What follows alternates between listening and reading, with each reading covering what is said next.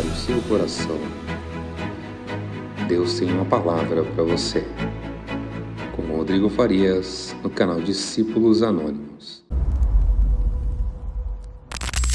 Apocalipse capítulo 2, verso 1 ao 7, que diz o seguinte: escreve ao anjo da igreja que está em Éfeso.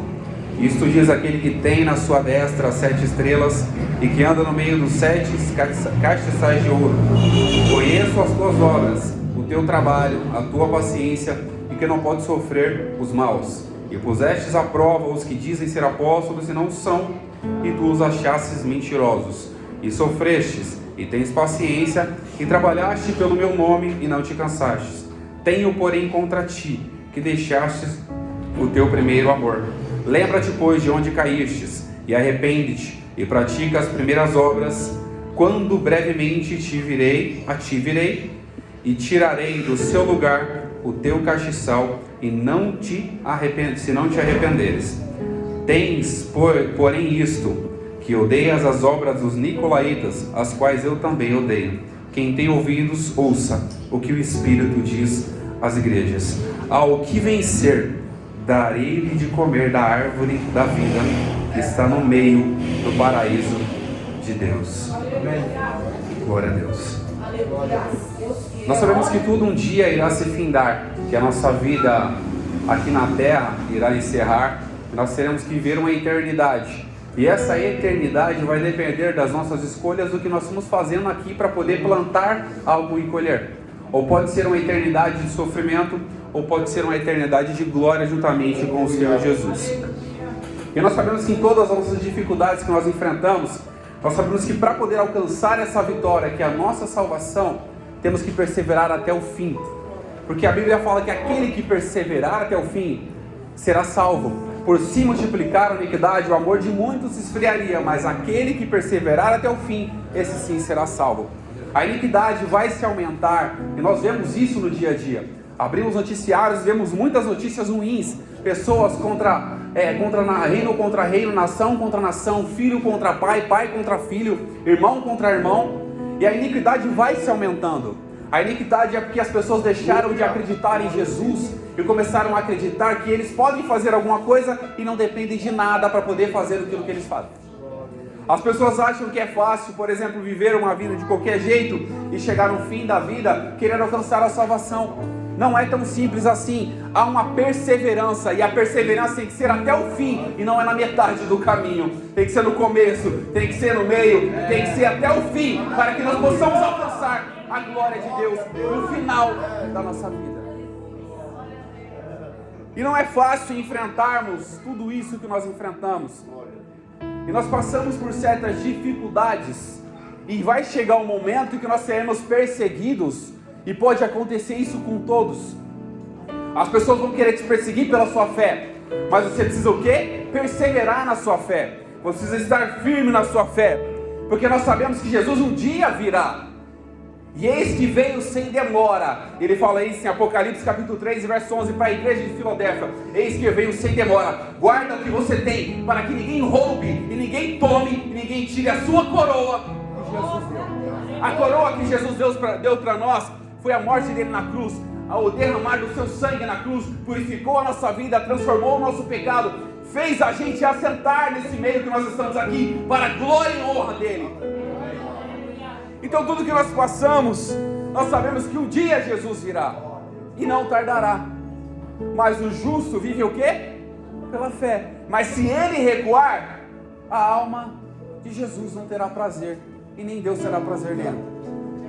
Porque nós sabemos que toda luta que nós enfrentamos aqui na terra tem que ser uma luta pelo nome de Jesus. Não uma batalha que nós criamos, uma ideologia que nós criamos, achamos que temos que defender aquilo. E muitas pessoas criam ideologias, defendem aquilo, querem enfrentar aquilo até a morte, mas não sabem que não precisamos mais enfrentar essas ideologias, mas precisamos acreditar em Jesus, que Ele é o autor e consumador e salvador das nossas vidas.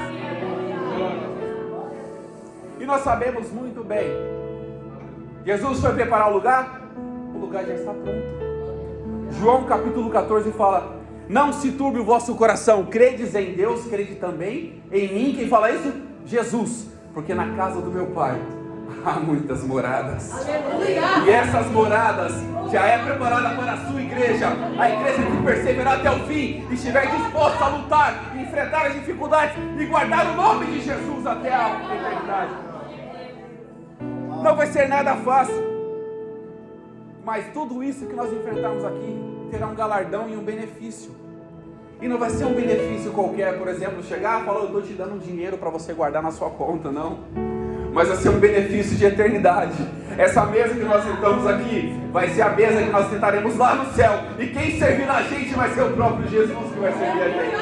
É Ele que vai servir aquela mesa. E nós participaremos, cearemos com Ele lá no céu e não aqui mais na terra. Isso aqui é só apenas uma preparação. É um estágio para que nós viveremos lá no céu com Jesus. É apenas um estágio. Porque haverá um momento da nossa vida que a igreja vai ser arrebatada. Paulo, escrevendo aos Tessalonicenses, ele fala: porque o mesmo Senhor descerá do céu com alarido, com voz de arcanjo e com trombeta de Deus. E os mortos que morreram em Cristo ressuscitarão. Depois nós, juntamente com os que morreram em Cristo ressuscitados, seremos arrebatados juntamente com eles nas nuvens, ao encontrar o Senhor nas glórias. Aqui é um adendo, uma observação, porque aqueles que morreram em Cristo ressuscitaram primeiro. E não é qualquer pessoa que morreu, mas aquele que morreu em Cristo. Isso trata da perseverança. Você perseverar no caminho, perseverar na palavra, perseverar na fé e continuar firme. Você perseverar e morrer com essa fé no seu coração, como Estevão morreu. E como outros que foram perseguidos não abandonaram a sua fé e morreram por intermédio da fé em Cristo Jesus e não abandonaram a cruz, seguiram o exemplo de Jesus. Aquele que quer vir após mim, negue-se a si mesmo, tome cada dia a sua cruz e vem e segue-me, porque isso vai ter um galardão, e não é aqui na terra, mas é no céu juntamente com o Senhor. Há muitas pessoas que criam ordens cronológicas de estudos de como será o arrebatamento, como será depois. Muitas pessoas dizem que o arrebatamento será antes da tribulação. Muitos dizem que o arrebatamento será na pré-tribulacional, na tribulação. Mas eu digo para a igreja, não importa se vai ser antes ou depois. O importa é que eu vou ser arrebatado. E quem vai comigo? Quem vai comigo? Glória a Deus essa noite. Não importa a forma que vai ser, o importa é que Jesus vai arrebatar a igreja e eu vou subir, a igreja do Senhor irá subir e nós encontraremos com Ele nas nuvens. Nós sabemos que tudo isso que nós enfrentaremos aqui, não existe nada que se compare à glória que está preparado para a sua igreja. A glória que Jesus tem preparado, lá onde a traça, o ferrugem não consome, onde o ladrão não pode roubar. Esse tesouro que Jesus tem preparado para nós, o tesouro que ninguém pode chegar lá e tomar. Lá não haverá mais tristeza, lá não haverá mais dor, lá haverá só alegria, porque nem de luz necessitaremos, porque o próprio Senhor Jesus será a luz, e Ele falou isso aqui: eu sou a luz do mundo, e lá no céu Ele continuará sendo a luz. E nós encontraremos com esse Jesus que tanto cremos e buscamos, que tanto acreditamos e confiamos, tanto pregamos e ouvimos falar. Nós encontraremos com esse Jesus e nós o veremos face a face, assim como Ele é, nós o veremos. João, ao escrever essa revelação, no verso 3 do capítulo 1, ele fala: bem-aventurado aqueles que ouvem a palavra dessa profecia e guardas no seu coração, e guardas o que nela está escrito, porque o tempo está próximo. Tantas vezes ouvimos falar desde pequeno que Jesus está às portas. Jesus pode vir a qualquer momento, porque um dia para o Senhor é como 1000 anos, e 1000 anos é como um dia. Ele pode vir hoje, depois desse culto, ou vir agora, no momento deste culto. Pode vir amanhã, daqui um mês, daqui um ano, não importa. O que importa é que nós temos que estar preparados para encontrar com o nosso noivo nas nuvens. E nós precisamos apresentarmos com as nossas vestes purificadas, limpas, lavadas pelo sangue de Jesus. Não é de qualquer jeito ou de qualquer forma. Nós precisamos apresentar um coração puro, contrito, quebrantado, que entrega realmente o coração para Jesus. Porque as pessoas podem olhar para nós e conhecermos nós por fora, mas não sabe o que se passa no nosso coração. Mas quem conhece o nosso coração somente é aquele que penetra a divisão da alma e do espírito. É só Jesus que conhece o nosso coração. Então, se formos para ser alguém importante, que sejamos internamente. Se formos para ser fervorosos, que sejamos o espírito. Se formos para ser adoradores, que sejamos por excelência em verdade e deixemos de lado todo embaraço e o pecado que tão de perto nos rodeia, e corramos com paciência a carreira que nos está proposta em Cristo Jesus. João, ao escrever isso, demonstra que foi uma revelação dada pelo Senhor Jesus a ele, traga por intermédio de um anjo. Ele estava na ilha de Pátimos, uma ilha que ele mesmo fala que ele foi levado para lá por intermédio do Evangelho. Ou seja, ele devia ter sido perseguido, ou até mesmo preso e condenado de certa forma a ser jogado naquela ilha. E foi por intermédio do Evangelho que ele foi levado para lá. Ele sofreu alguns problemas na vida, mas ele foi levado para essa. E quando ele achava que talvez o ser humano às vezes chega no momento da vida que acha que tudo já é o fim, mas foi nessa ilha onde ele estava sozinho que foi revelado a glória de Deus para ele. Foi nessa ilha que foi revelado as 7 igrejas, 7 cartas do livro de Apocalipse, onde ele começou a escrever, e escreveu para aquelas igrejas, trazendo ensinamentos e preparações, porque o dia do Senhor virá como ladrão, e é precisar encontrar aquela igreja preparada para estar com o Senhor Jesus.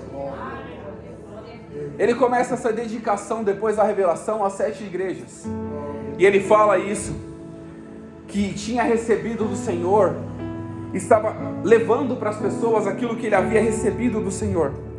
E ele fala que aquele Senhor, eis que vem como as nuvens, e todo olho verá, até aqueles que o transpassaram.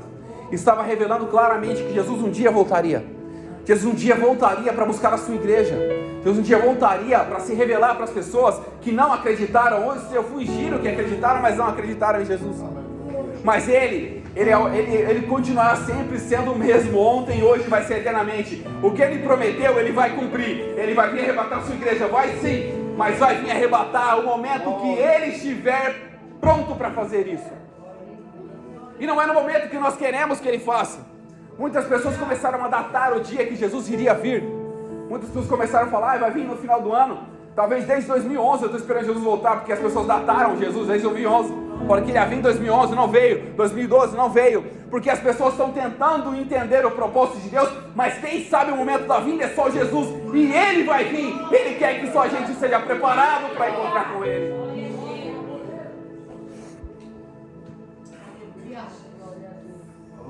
Depois dessa revelação que foi apresentado para João, ele tem um encontro tão maravilhoso com o próprio Jesus. Deus se apresenta para ele e diz: eu sou o Alfa, eu sou o Ômega, eu sou o primeiro e sou o derradeiro. João, quando ouviu essa voz, ele fala que essa voz era uma voz como uma trombeta falando. Mas ele estava o quê? De alguma forma ele não estava voltado para aquilo, ou estava de lado ou estava de costas. De alguma forma ele não estava olhando. Depois que ele ouviu essa voz e dando direcionamento para que a carta fosse escrita para aquelas igrejas, ele virou para ver quem era. Quando ele virou, ele fala que viu um ser semelhante ao Filho do Homem, em pé, no meio dos 7 castiçais. E ele começa a dar detalhes. Estava com suas vestes compridas, cingido seus peitos com ouro. Estava com o cabelo tão branco como a lã branca, como a neve. Os seus olhos como chama de fogo. Os seus pés como de latão reluzente, refinado no fogo. Quando João teve essa visão e encontrou com Jesus, sabe qual a primeira coisa que aconteceu com ele? Ele falou: eu caí aos seus pés, porque a glória de Deus faz a gente entender que nós somos seres humanos. E quando Jesus mostra-se pra gente, a primeira coisa que faz não é a gente se levantar e dizer, falar, eu sou importante, não, faz a gente descer para entender que Ele é importante nas nossas vidas. Faz a gente se humilhar diante da presença do Senhor e entender que Ele é poderoso e nós somos apenas criaturas e servos do Senhor, filhos nomeados para a sua glória.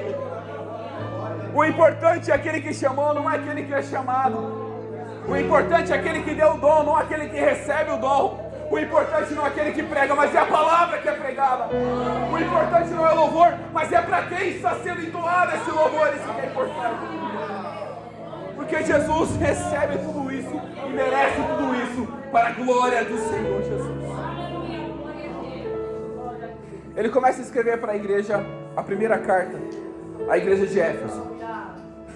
Essa igreja de Éfeso, segundo os estudiosos, trata-se especificamente da mesma igreja que Paulo escreveu aos Efésios, a carta aos Efésios. E Paulo escreveu a carta aos Efésios tratando-se das bênçãos de Deus, a salvação, trazendo uma reflexão sobre a salvação, o conselho para a igreja, para que elas pudessem entender o que eles queriam na vida deles. Ou era continuar com Cristo, ou era continuar sem Cristo, ou era continuar a relação entre Deus e o mundo. Porque eles precisavam escolher, ou era o mundo, ou era Deus. Ou era o inferno, ou era a salvação, ou era a iniquidade, ou era o perdão de Jesus. E ele trata também da preparação espiritual, e fala justamente das armas espirituais. Porque as armas espirituais é o quê? Aquilo que ele apresenta, estarmos cingidos aos ombros, preparado para a preparação do Evangelho, com as armas espirituais, estar prontos. Porque a nossa luta não é só contra a carne, só contra o sangue, mas é contra principados e potestades, príncipe das trevas nas regiões celestiais. A nossa luta vai ser constante. Quando achamos que a nossa luta aqui, a nossa guerra como seres humanos se findou, ainda tem uma guerra espiritual. Paulo estava preparando essa igreja para isso. E essa mesma igreja, um tempo depois, é a carta que João escreve para a igreja de Éfeso. E Jesus se apresenta e fala: eu conheço as tuas obras. De Deus ninguém esconde nada. Eu conheço as tuas obras. Eu sei o que você faz quando você sai daqui. Eu sei o que você faz no seu trabalho. Eu sei o que você faz dentro da sua casa com seus filhos. Eu sei o que você faz quando está no ônibus. Eu contemplo tudo, eu conheço as suas obras. Eu sei o mais íntimo do seu coração. Você não sabe, mas eu sei. Às vezes nós podemos esconder de todo mundo, mas de Deus não há como se esconder, porque os seus olhos são como chamas de fogo. O que o fogo faz? Ele penetra tudo, ele contempla tudo, ele sabe. E ele fala para a igreja de Éfeso: eu conheço as tuas obras e o teu trabalho. Ele conhecia as obras, o que as pessoas faziam, conhecia o trabalho que elas realizavam, conhecia que eles tinham paciência. E sabia que eles tinham também conhecimento. Por quê? Ele colocou à prova aqueles que diziam ser apóstolos e não eram. E foi o quê? Aqueles foram achados mentirosos. E é interessante quando começa a demonstrar isso da igreja. E Jesus começa a dar um parecer para elas: eu conheço vocês. Eu conheço as tuas obras, o teu trabalho, a tua paciência. Eu conheço a tua dificuldade em sofrer os maus. Eu conheço que você tem conhecimento, vocês têm conhecimento do que vocês estão fazendo. E sofrestes com paciência pelo meu nome, trabalhastes pelo meu nome e não tem se cansado. Mas existia um porém que Jesus deixou para eles. Porém, eu tenho uma coisa contra vocês: que vocês deixaram o seu primeiro amor. O que é o primeiro amor? É aquele fervor, aquela alegria imensa de fazer alguma coisa, aquele entusiasmo para se dedicar em fazer alguma coisa e não esperar nada em troca, aquela satisfação de fazer, ter o prazer de fazer e não esperar que as pessoas nos elogiem por isso. Isso é o primeiro amor. E Jesus olhou para aquela igreja e falou isso: vocês deixaram o quê? O seu primeiro amor. E Jesus dá um conselho para eles: lembra-te, pois, de onde vocês caíram. Porque nós sabemos que o cair, o homem pode cair, pode sofrer dificuldades. O justo cai 7 vezes, mas de maneira nenhuma ele vai ficar prostrado, porque é o Senhor que ia levantar ele. Então naquela situação que eles estavam demonstrando literalmente que eles caíram. Eles caíram, haviam pecado, porque Jesus pede para eles se arrependerem. Haviam se afastado daquilo que as obras verdadeiras. Por isso Jesus fala para ele que eu conheço as suas obras. O que você praticava antes eu conheço, o que você pratica hoje eu conheço. Eu sei a diferença do que você fazia. Continue com o mesmo fervor de antes. O que você fazia antes, não esqueça, eu não mudei. Você pode ter mudado o seu comportamento, mas eu não mudei. O mesmo Jesus que você trabalhava antes é o mesmo Jesus hoje. É o mesmo fervor que você tinha para adorar a Jesus, é o mesmo Jesus hoje. Então adore com o mesmo fervor, porque Ele tem zelado pela sua vida todos os dias.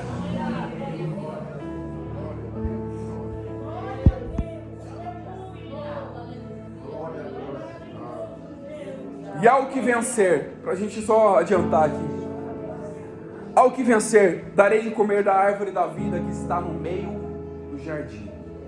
Aqui tem uma observação, porque quando Deus se apresentou a Adão e Eva, Gênesis capítulo 2, versos 16 e 17, quando se apresentou a Adão e Eva, Ele falou que existia a árvore do fruto do conhecimento do bem e do mal, e a árvore da vida. Qual foi a recomendação que Deus deu para eles? Não comam da árvore do conhecimento do bem e do mal. Ele falou, Ele proibiu a gente de comer da árvore da vida?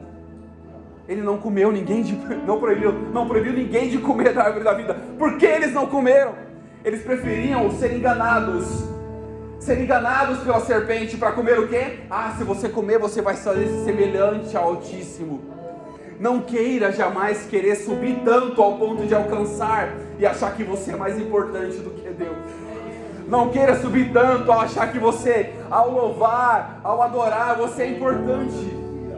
Porque Jesus é o centro das nossas vidas. Você pode observar que quando revela a carta à igreja, João fala que viu um ser semelhante ao Filho do Homem diante dos 7 castiçais.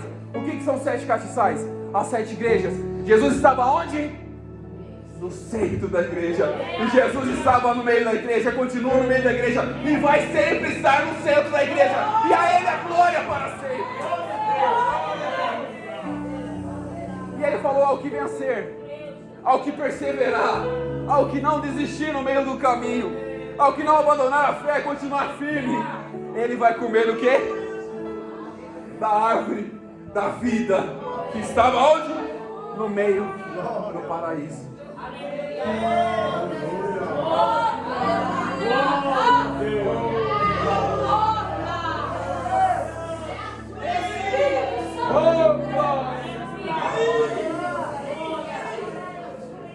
E para a gente finalizar, Hebreus capítulo 10, versos 37 e 39. Porque por um pouquinho de tempo, o que há de vir, virá, e não tardará. Mas o justo viverá pela fé. Se alguém se retirar, a minha alma não tem prazer nele. Nós, porém, não somos daqueles que se retiram para a perdição, mas aquele que crê para a conservação da alma, para a conservação da vida e para a glória, encontrar com o Senhor Jesus na glória. Nós somos aqueles que não desistimos. A igreja no 7 de setembro não é daquelas que desistem, mas aquela que vai até o fim para encontrar com o Senhor Jesus. Portanto, estáis por firmes e preparados, porque virá o Filho do Homem numa hora em que não imagineis. Deus abençoe em nome de Jesus.